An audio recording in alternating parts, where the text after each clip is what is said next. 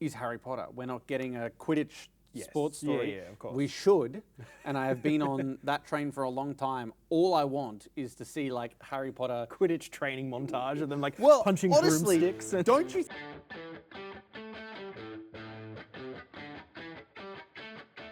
Welcome back to No Bad Seats. It is the Regent Cinemas podcast with myself, Luke, and Sam.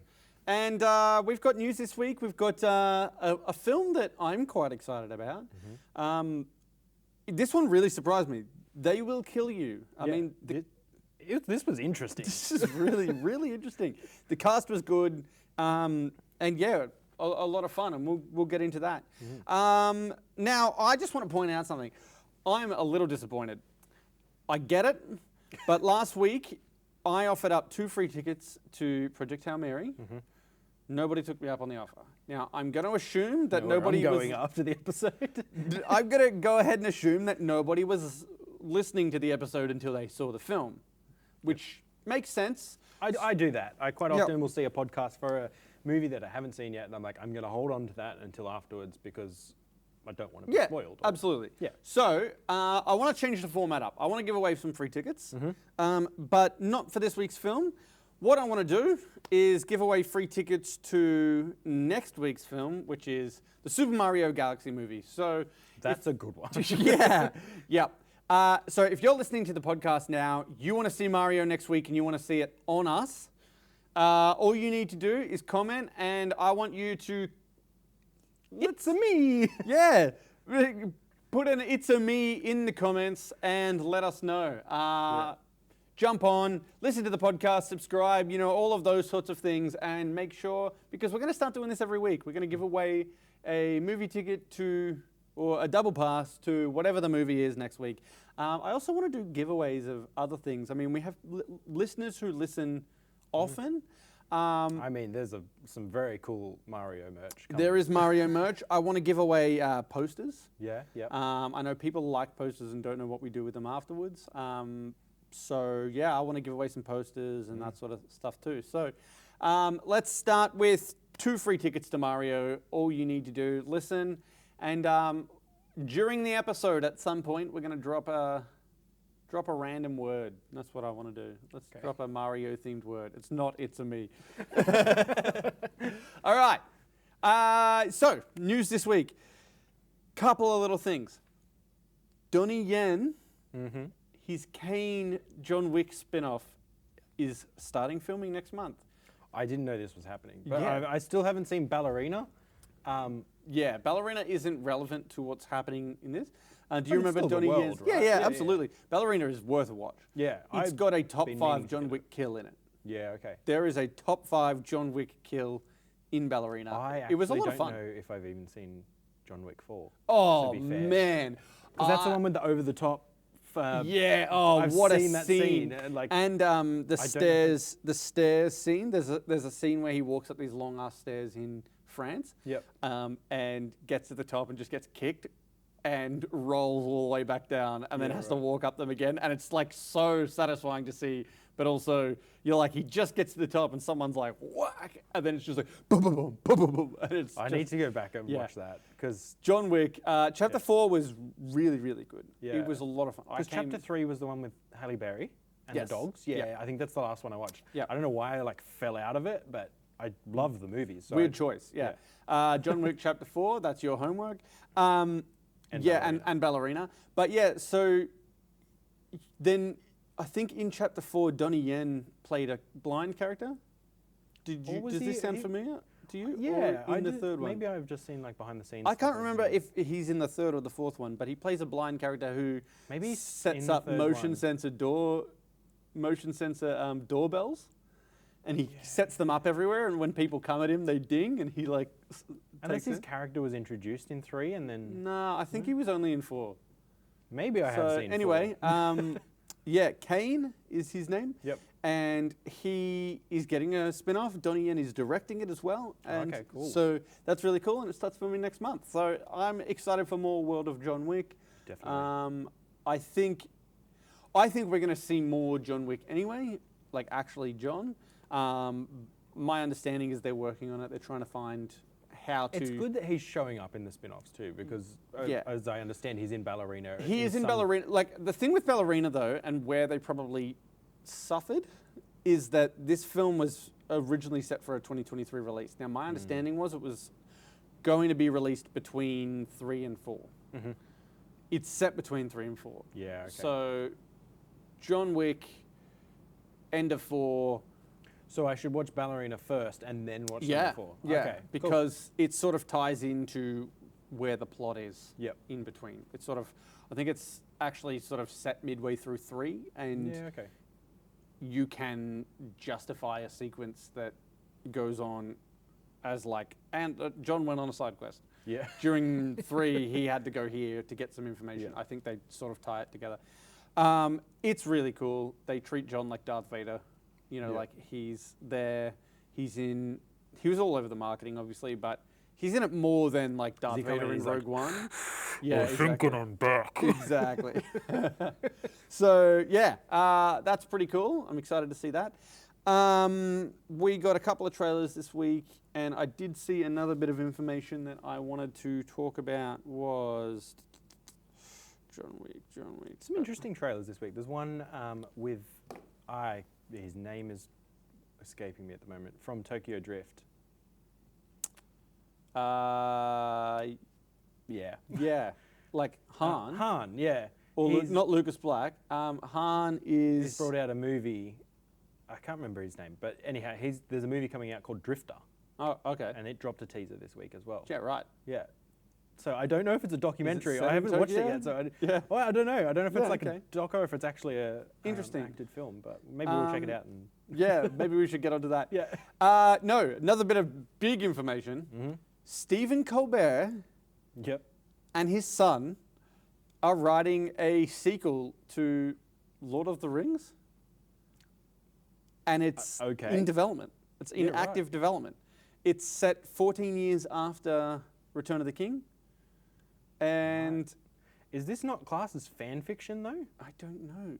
I don't know where it stands. It's very interesting. It's set 14 years later, and it follows Sam, Merry, and Pippin after Frodo has died, / gone on the boat to... I mean, if you get original cast back, I'm in. Yeah. Like, I'm keen Weird for Lord of the choice. Rings projects because I feel like it was so big, Yeah. and then it kind of just fell away. It's hard. I think that we are past an era where things can be as big as they were in the early 2000s, because we had, like, Star Wars prequels were big, Matrix films were big, Lord of the Rings films were big. Lord of the Rings, like, obviously beyond. But I just feel like, you know, then 2010s, like, we had Hunger Games, massive as well. Yeah. Twilight, massive. Like, these things based on books, and I'm not seeing that anymore. We're getting Project Hail Mary, which is great, but it's not Lord of the Rings. We're getting Wicked, probably the closest equivalency, but we're still not like, they're still not, think it's not the same as it was. They went after the big classic books first, Yeah. I think, is what happened to a lot of those sort of franchises. They were like, hey, this is a massive book that has been massive for a long time. Let's go for Yeah. that. And now we're sort of getting these ones that It's a combo haven't of been around that as long. and they were done right, I think. Oh, by all means. You know what I yeah, mean? yeah. It's like, I think Hunger Games, it's Harry Potter, Lord of the Rings were that same time. The next generation was sort of your Hunger Games era. And Hunger Games is still kicking on, like we're still getting it. Don't forget Twilight in there. And Twilight, of course, how could I forget? You've seen them, right? Nope. Still not. The first one, yes. but- Yes, but I just think like there was this era where all of these things were happening, and there was these big, it was like Lord of the Rings was coming out, that was for your adults. Harry Potter was coming out for kids. There were these massive franchises based on books. When they ended, nothing really took over from Lord of the Rings. You got They are still so Hunger big Games. in pop Yeah. culture, though. Yeah, Like- absolutely. I mean, we had the Lord of the Rings marathon here, and I remember one of our, one of my coworkers who isn't really familiar said to me, "Oh, how's that going to do?" And I'm like, "It'll be fine." It's gonna and I'm do like, and they're like, numbers. "But it's like a 14-hour marathon." I'm like, "Really?" And I'm like, "Yeah." And then like the next day I go back and we're like, "Oh, we've sold 150 tickets to that already." And it's like, "Yep, there you go. Yeah. 14 hours. People are willing to go. People are willing to sit." And that, I think, brings us into some of the trailers we're going to talk about. The new Harry Potter trailer. I haven't watched it yet, so I'm very keen to watch it. I am excited for it, but it is not a series we need.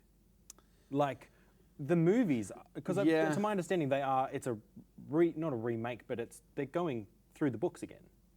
Yeah. So it's just a reimagining, and I think I'm all for it. I'm not against it by any means, but the thing with Harry Potter is that the movies were massive, obviously, but book readers have acknowledged for a very long time that the movies cut a lot, and they had to cut a lot to make that.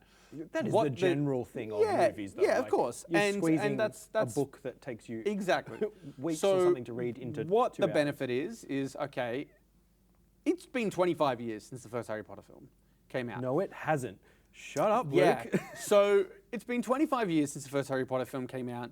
So it's sort of getting to that point where you go, all right, remake. It feels closer because it's like the last one to us. The last one came out in 2011, so like that's only 15 years. Like, it's still it's hurtful it is to weird. us. It is. It's an attack on our generation. Exactly. But you're getting books, or you're getting a series that is they're putting money behind it, which is good. Yeah. They've got a great cast. And the whole thing is that they're like really going all in on focusing on things that the books missed. So like there's like a poltergeist called Peeves, who is like a big character in the books, who was completely cut from the movies. Where I read the books. Oh, you're familiar? Yes. Ah, okay. I haven't read them in a long time, but had read the books prior to seeing the movies. So, I mean, we're of the same vintage. I think the like only one I actually didn't many... read Deathly Hallows, unfortunately. God damn. Because the movie came out too close and... You wanted to wait. That was me with Project Hail Mary. Yeah. I'm not of the opinion, but for me, being a movie lover, I don't mind going into a book movie. I agree. Seeing the movie first. Yep. I like to look at it and then go the other way. I like to then go back and then like get the lore and fill things out and go, oh, okay, and be able to visualize it. I know people that don't like to know what the character looks like so that they can get their own. There's been a few times where I have read the book prior. I read Gone Girl before seeing that, which I love the movie and the book. They're both equally written by the same person, yes, so exactly right. you know it's going to be faithful. But I can't imagine seeing that in the cinema for the first time and having the twist revealed. Because I remember reading it and being like, why does it feel like we're wrapping up and I've still got like half a book left? Whereas like in the cinema, you're like just in it, and you then go. So I saw Gone Girl. Yeah. Good turn. I think Renee not long read Gone Girl, so she's not seen the film. Okay. But read the book. Yeah. So I think it is one of those things where Harry Potter is going to be an interesting one. I watched the trailer this morning, and I loved Harry Potter growing up. Still, anything that's sort of coming out, like I'm on board. Like Hogwarts Legacy that came out on PlayStation. Played all through that. Super into it. And the series trailer came out. It looks great. Honestly, I think they've put money behind it. The visuals look the same and different at the same time. Like there's something about it that like, just little things. Like the classroom is like one of those big sort of university style tiered room sort of look like, but it still feels like Hogwarts the way that we saw it on film, but different styles of rooms, but it looks like it feels the same, you know what I mean? I do feel like it's going to have a hard time being, obviously, living up to the success of the originals and just being as successful as the originals. I think, one, it's a TV series, which TV series are popular, yes, but they never quite reach that like phenomenon that movies do a lot of the time. HBO.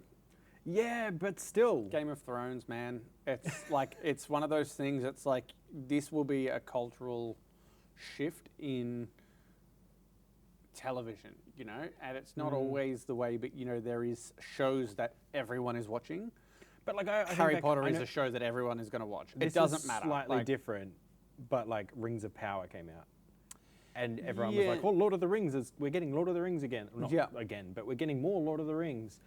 Going back to what we were talking about, and didn't go well. Did you watch Rings of Power? No, I did not. Yeah.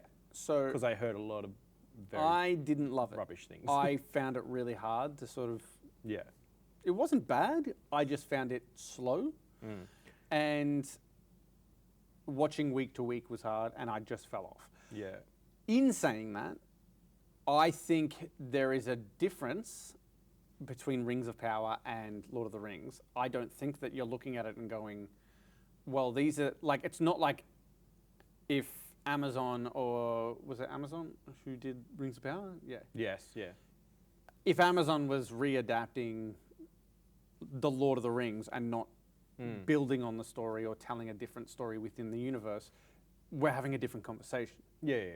Harry Potter is Harry Potter. We're not getting a Quidditch sports story. Yeah, of course. We should, and I have been on that train for a long time. All I want is to see like Harry Potter Quidditch training montage of them like well, punching honestly, broomsticks. And don't you think it would be great to see like a inspirational sports movie about like an up and coming Quidditch star? Like I would be so on board with that. That's the movie that I want to see. I like Fantastic Beasts was fine. Yeah. Give me inspirational Quidditch story. That's all I want. Yeah. And I've said that since they finished the Harry Potter series and said, we're going to sort of do some other things within the universe. I was like, good, more Quidditch, please. Yeah. I'm like I said, I'm very keen for it. I think my only worry with these sometimes is like, obviously the movies, we all love them. Mm-hmm. And people go, yeah, there's so much cut. Like, oh, we want all that. When we get it, sometimes people go, oh, there was a reason it was cut. We didn't need it. Like, do you think though that this hopefully, series then becomes my thing is it becomes like a I don't think that we're going to look at this series and go, cool, we can throw out the old movies now. Like nobody's ever going to look at it like that. No. It's looking at it through a new lens, and I think watch the trailer because I looked at it and I'm like, oh, this looks really interesting. It looks the same, but it looks different. And it looks like it's doing its own thing, and it looks like it's still got everything that made me love Harry Potter in the first place. I feel like for people like us, it's going to be something where we can go, cool, let's sit down and watch this with our kids, and they get to experience Harry Potter, and they can watch the old movies as well the way that we did. And, you know, like I put on the trailer this morning and my son said, I want to watch the night bus scene because he's seen a few things from Harry Potter and the night bus scene was one that he loves. But it's something that like, it's a new way to experience it with these kids and that's what they're going to grow up with. And they can then see both, you know. I think that's, put Spider-Man as a perspective, right? Mm-hmm. You know, there is a lot of kids who think incorrectly that Tom Holland is the best Spider-Man because that's who they grew up with, and despite the fact that I'm sure their parents showed them correctly that the Toby films beforehand or something, they grew up and the one currently coming out and the first time by all means, is Tom Holland. It's going to be like that for a lot of kids, you know, like we got 10 years worth of films.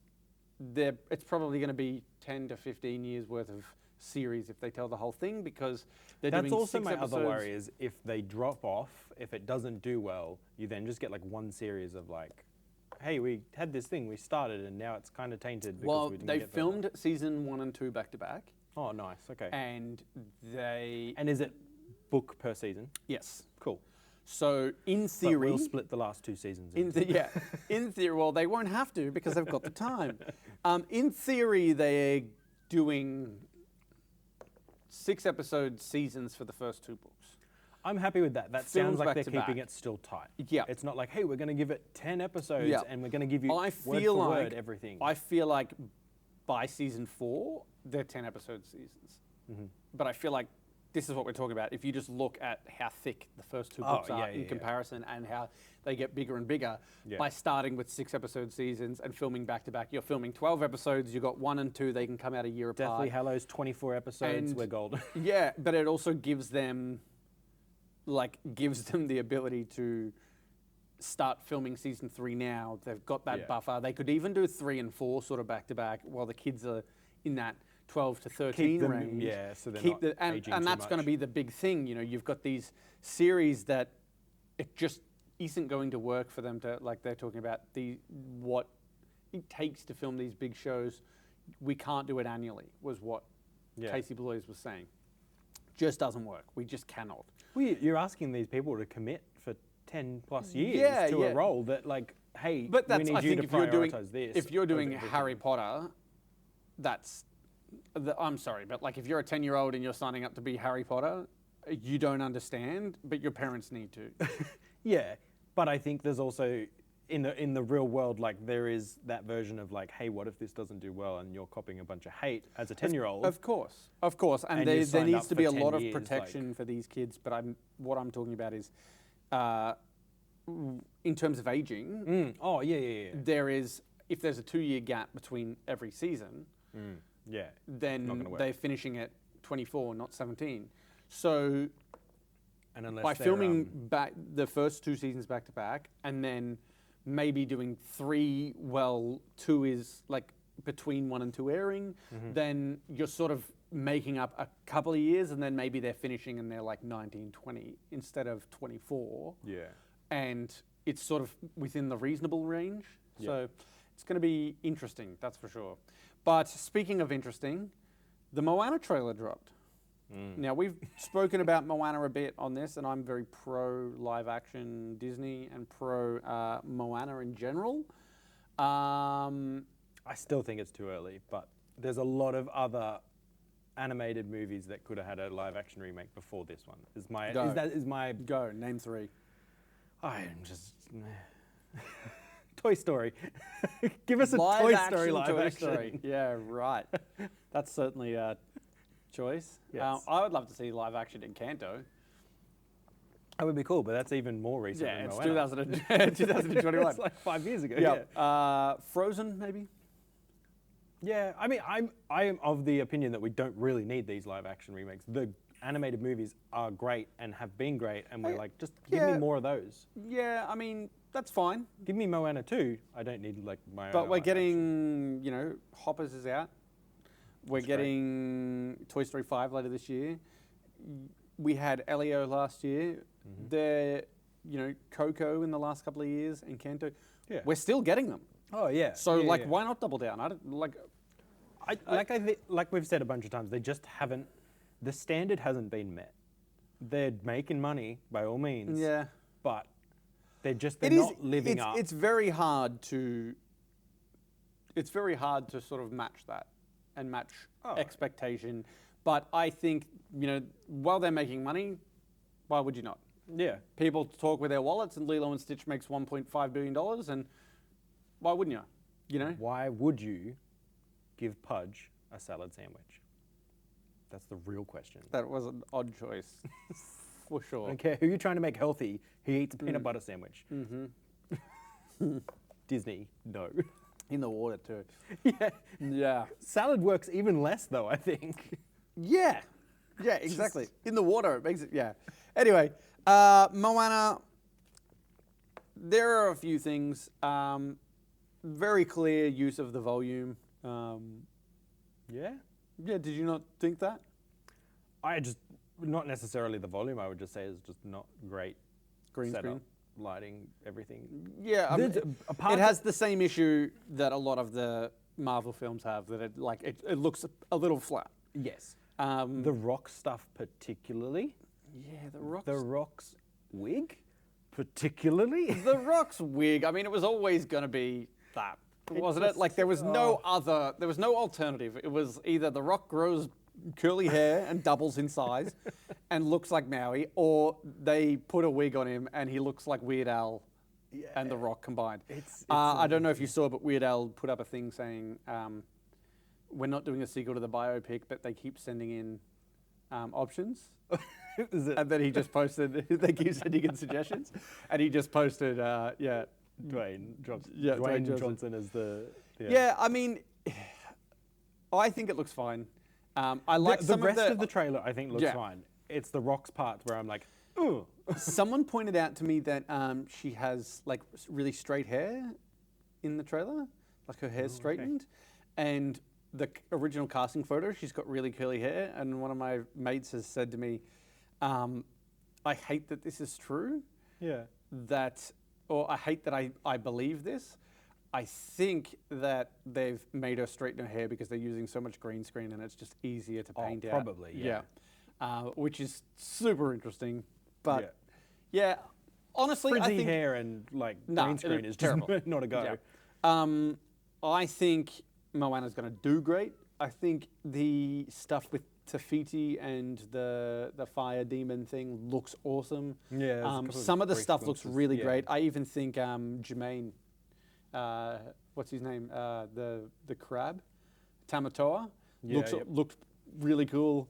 And I really hope they get Jermaine Clement back. I don't know that they have, but I don't know if you're familiar with this, but when Lin-Manuel was writing, he was like writing Shiny. He was like, "Oh, I'm just writing a Flight of the Conchords song." Oh. That's how he like. Yeah. He was like saying he pictured it like something that Flight of the Conchords would write, and then pitched it to Jermaine, and then Yeah. So that's Nice. pretty cool that it came across that way. But yeah, I mean Tamatoa. I'll watch it. I'm not super excited for it, but Moana was never that big for me, and not in our household. It so was a big like- one in our household, so I'm Yeah. like, Dad's on board. Showed Harrison the trailer for it last night, and he was keen. So Yeah. Okay.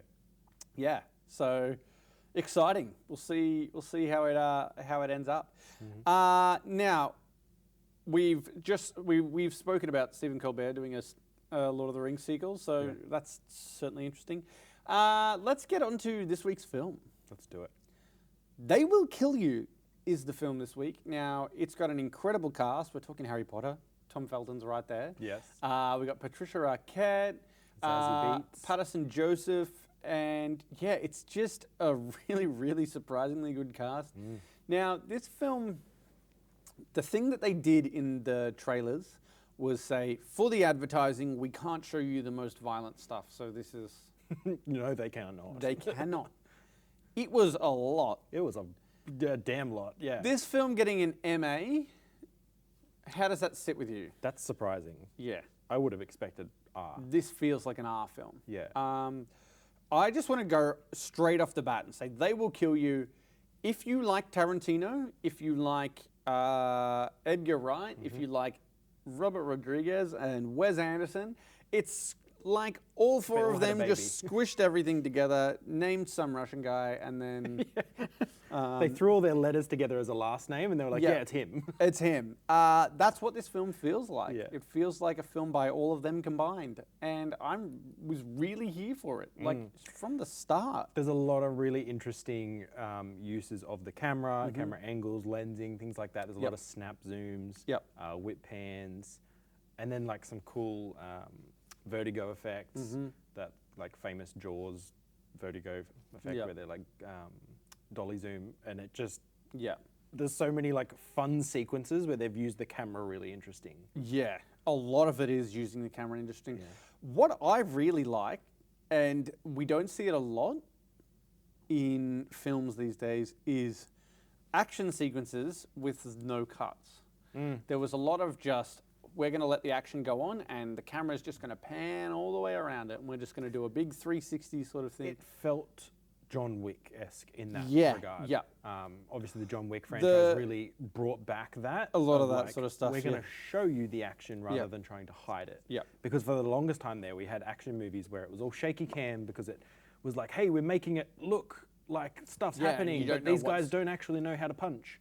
Whereas these days, the standard is like, hey, teach your actors how to punch, how to fight, and show us that they're doing it because it's way more entertaining. And perfect example. There's like one of the shots in this that I remember seeing was a really wide angle shot tracking along the floor as she was like beating the hell out of someone. And I was just like, this is perfect. Like you see everything. There's no way to hide anything. Like they're just going for it. Yeah, I agree entirely. And I think that that's the big factor that I found. The action choreography was great.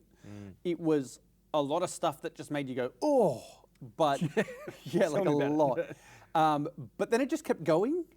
It was interesting. It was different. There was a lot of stuff that, it was like sharp. I don't know how to explain what I'm trying to, like, quick, sharp, well, like we sat on a lot of the action, but then there was a lot of stuff that would just be like, oh, and that's done, and you'd be like, oh, Yeah. what the, really, really cool. Yeah, and there's a lot of cool, like we said, a lot of cool uses of the camera, the way it moves. I loved some of the like tracking shots you got where it was all of a sudden side on and we're like in like tunnels, and it's like it's almost like they've sliced the side off the tunnel and you're seeing that. Like, and that was, I guess, kind of that Wes Anderson.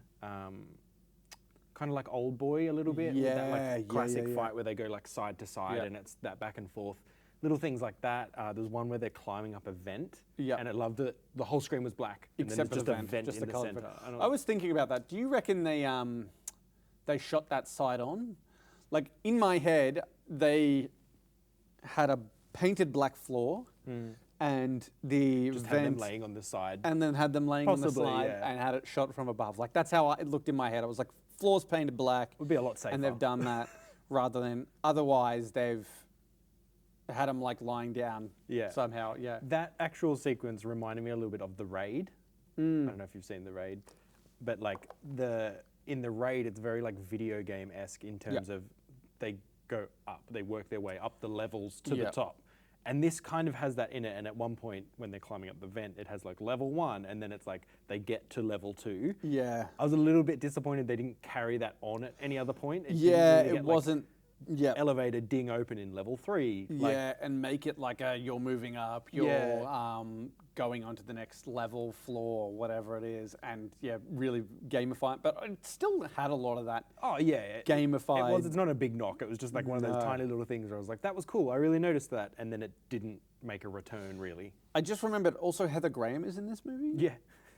Also so great. I love Heather Graham, and just super random. Just, I don't know, it was just fun. It was so fun. Yeah. The whole thing, start to finish, it was 90 minutes. Like if you love that action side of Tarantino where he's like chopping limbs off and blood is squirting everywhere, you get that. Yep. Like probably more than Tarantino. Patricia Arquette getting beaten with the head of a pig is something that happens in this film.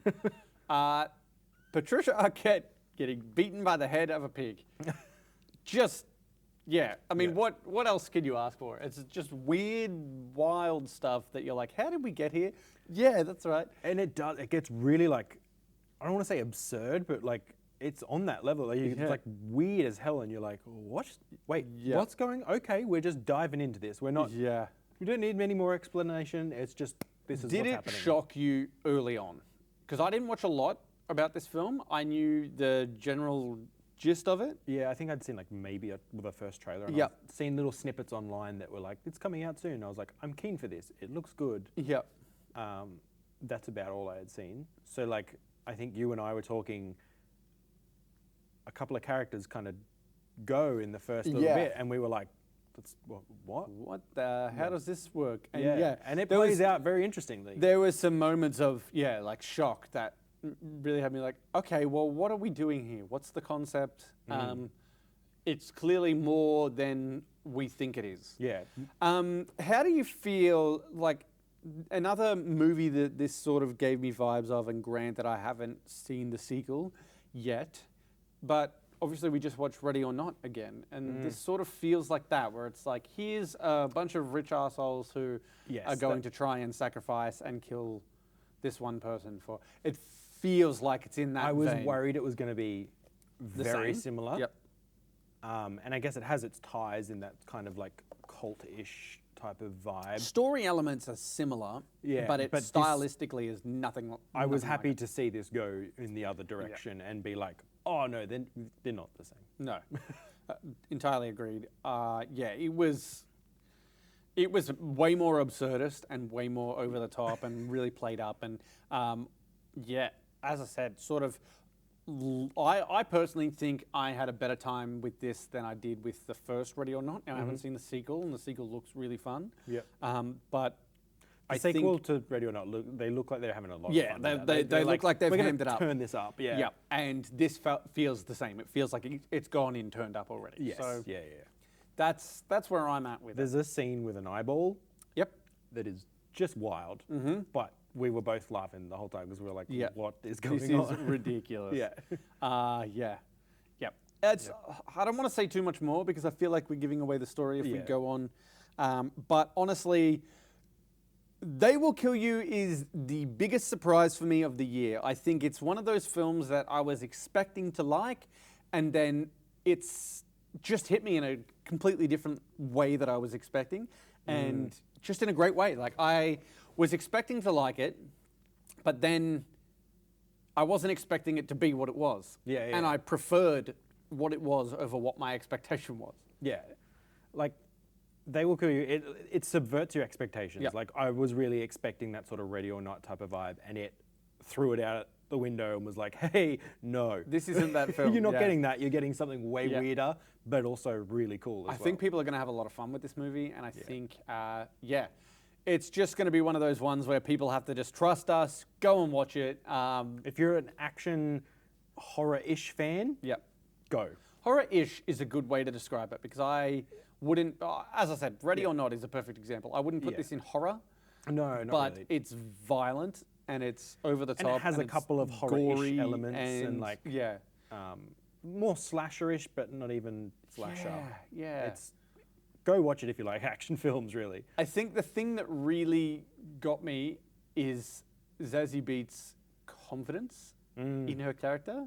You know, you How feel great like is she though? could- Like when she's just got this massive afro just swinging around, Yep. and she's got like a blade, like and blood just splattering everywhere. Just it's so good. Yeah. Yeah. And like great uses of slow-mo and things like that just really just made moments last. There was some real highlight moments. I mean, for me, I'm sure you'll agree with me here, but a moment where she wrapped a alcohol-covered towel around an axe, lit it on fire, and then burst into a room that was pitch black.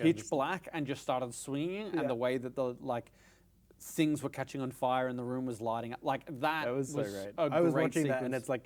it's pitch black. There's like the touch of moonlight in there that you can see, like every now and then, like a kiss of person going by, and then they'd get hit with this axe and almost not burst into flames, but catch on fire. Yeah. And then that would light it just light that the little rest bit of the more. room. And Yeah, it was just and as it went on, it was just like more and more light happening. Very, very cool sequence. Yeah, just a lot of that sort of stuff. I don't know how else to describe it other than just saying like fun. The It other is so movie fun. it kind of reminded me of was Bullet Train. Oh yeah. In that yeah. sort of, hey, just we're like having more a, gory Bullet Train. yeah, we're having a hell of a lot of fun with like camera movement, characters, weird things, and then also the like little bits of like, who are you? And then it would be like, my name is this, and then it would go flashback to like their origin story type of thing, which is very like, That's- Bullet Train and yeah, Robert yeah. Rodriguez, Yeah, that type of stuff as entirely well. agreed. Yeah. I liked that the movie was split up. As I said, for a 90-minute film, it felt like you got the whole thing in like 20-minute segments. Yeah. In just a great way. Like it really sort of was just like, here you go, here's a little bit, here's a little bit, here's a little bit, everything's tying together. You never felt like there was a drag, you never felt like you were missing something. From the opening sequence, just It was a Great. lot of, for action fans, is a lot of fun. yep. Yeah. So that's They Will Kill You. As I said, They Will Kill You is the biggest surprise for me for the year. I think it's going to be one that people are going to really, really enjoy. They just need to give it a chance. Yeah, Definitely. cool. All right. Do we want to do? Have you got any thoughts on upcoming films? Anything that's jumping out at you? We've got a few films coming up over the I holidays. did see Hoppers over the weekend as well. Yeah, actually, I want to talk to you about that because we've got this week They Will Kill You, I Swear, Hoppers, and Magic Faraway Tree coming out. So 4 big films this week. 3 out of 4 seen too. And exactly. So we've Yeah. seen I Swear, great film. I Swear is my recommend Yeah. 100%. Yeah. They Will Kill You, if you like action horror, go get it. Magic Faraway Tree, I haven't seen it yet, but like Magic don't know Faraway much Tree, about it. no, I think no, I watched it wasn't. the It wasn't my childhood, but I know some friends who were like, "Oh, I grew up with that book." Oh, okay. So, that's it's a 90-year-old book. Their grandmas probably grew up with it as well. Yeah, so yeah. it's one of those things where it's. I think for a lot of people, this is going to really be like so exciting. Is it Disney? Good question. I don't actually know. Okay. And then Hoppers.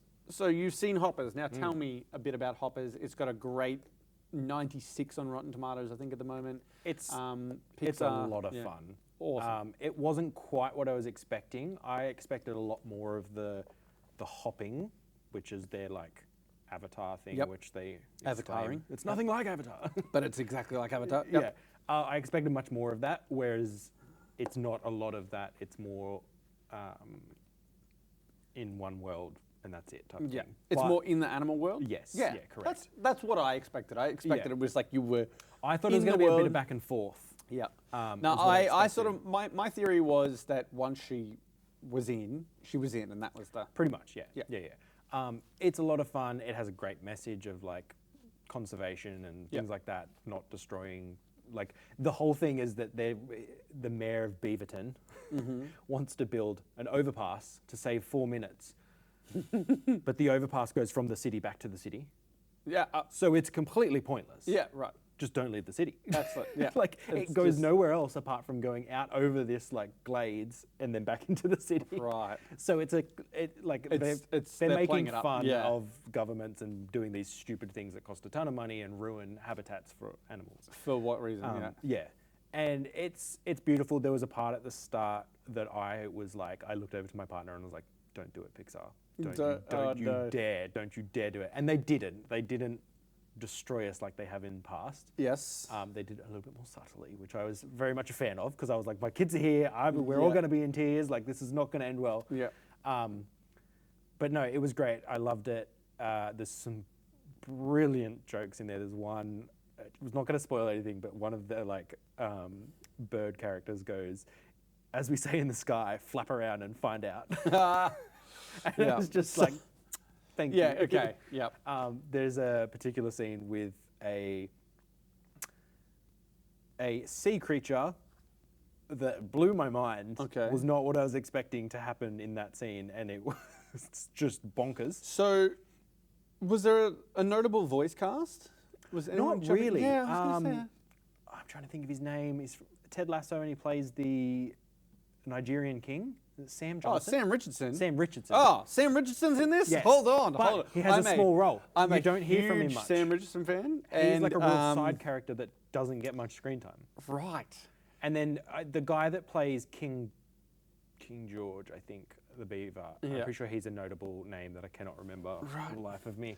I've seen him in stuff before, but it's not. I gotta look this up. It's not a huge notable cast of people, so it's just a great movie.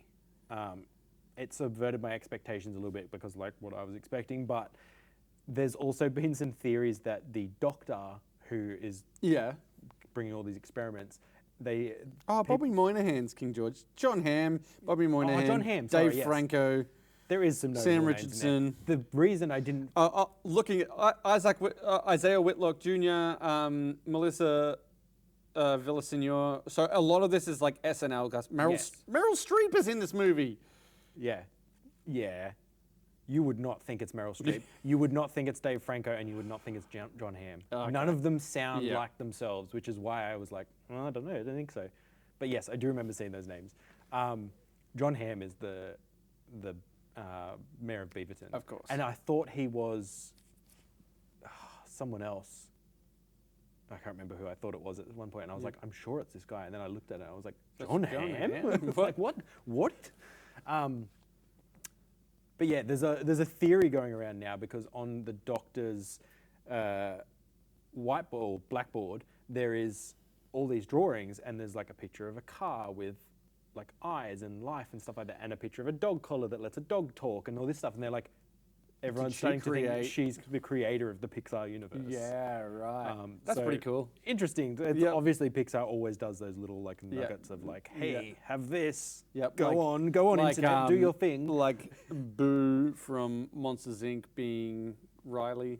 I think it's Riley from. Is it Riley? No, Is it- maybe it's not Riley. Maybe it's. There's There's another character that like They think it's Boo grown they up. think or it's something. grown up Boo. Yeah. Yeah. Is it the mum and? Maybe it's Riley's mum, is it? Or Andy's mum. Maybe. Yeah. Trying to think. Yeah, but there's Yeah. little things like that where it's like, Hold we're on a not minute. ever going to confirm this, but we'll let you connect dots and Yeah, go and go wild from on the there. internet. There you go. But Pixar loved it. Kids loved it. They instantly wanted. To go back. No, they instantly wanted teddies of the beavers. Cool. So now I'm on the hunt for those. Excellent. Excellent. I just want to say one thing about They Will Kill You. I said this to you during the film, but This is going to make an excellent steelbook. Yes. It's just going to have, you can tell based on the movie, it's going to have some gorgeous artwork, and I'm going to, like, I was midway through the film and I'm like, well, I have to buy this. I have to buy this steelbook. It like, there's a lot of it that reminded me of John Wick in that sense of like gorgeous imagery. It's almost like the yin to John Wick's yang. Like, John Wick is very like blue, neon-y kind of things, and this was very like warm and fire and that type of vibe. Stuff, And I can just imagine like those really cool John Wick steelbooks, but one made for this. Yeah, absolutely. Either that, while or we're they'll talking, just put an eyeball on the front. while we're talking, while we're talking steelbooks as well, Avatar's Fire and Ash steelbook was announced. It's the same design as the Way of Water one, and now I'm like, well, now I have to get the Fire and Ash one to complete the collection because it's going to drive me mental otherwise. I don't think Disney are releasing them in Australia, sadly, which means I'm going to have to order them online. So expensive hobby. Yeah, that's it. But that's the go there. I think we should wrap it up, Sam. I think that's it for the week. But we still have a little Mario giveaway. We do. So tell me, first thing that you think of when it comes to Mario, Super Mario Galaxy, think of a word. Oh my God, dead air. Mushroom. Mushroom. There we go. Comment mushroom and you can win 2 free tickets to see Super Mario next week. Very exciting. Very exciting. We can't wait to see it. We also have the drama out next week. I'll start out next week too. Yep. I think you and I will watch the drama because I assume that you're going to take your kids to see Mario, and I will also take my kids to see Mario. So there's not a chance we are missing Mario. Yes. So busy. Yeah. And we'll do that. Yeah. Next Thursday, we'll watch the drama. Also looks great. Robert Pattinson's in there. I'm very excited. Looks for really that. fun. I saw an initial trailer for it and was like, I don't know what's going on here. And then I saw another trailer recently when we came to the cinema, and it was like the kind of twist or the motivator in the movie is like shown in the trailer. Well, no, it's not shown. It's not spoiled in any way. Yes. But like you see what kind of is the reaction, the story along, and I was like, oh, now I want to know. I need to know this now. Yeah. Absolutely. So that's exciting. We'll watch that next week. We'll talk about the drama next week, and we will also talk about Mario. When maybe the following week we might do a little bonus episode of Mario because let's be real, we're going to be here on the weekend watching it. We are. That's it.